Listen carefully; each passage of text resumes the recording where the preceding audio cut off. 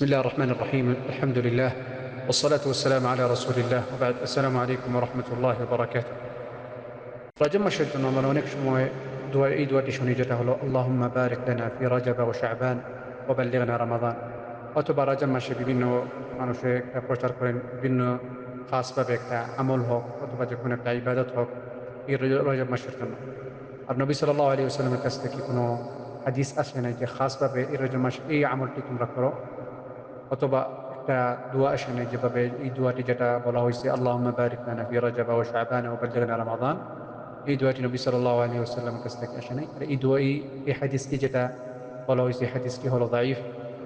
এটার জন্য এরকম দোয়াটি বলা হবে না রজব মাসে।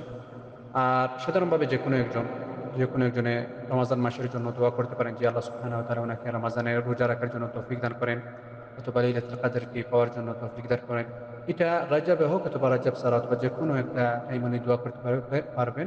এটার জন্য খাসভাবে রজব মাসে দোয়া করা হবে এরকম কোনো বিষয় না। এটার জন্য রজব মাস ছাড়া অথবা অন্য যেকোনো মাসে রমজানের জন্য দোয়া করতে পারবেন যে আল্লাহ সুবহানাহু ওয়া তাআলা আপনাকে সহি সালামতে রমজান মাসটি রোজা রাখার জন্য তৌফিক দান করেন।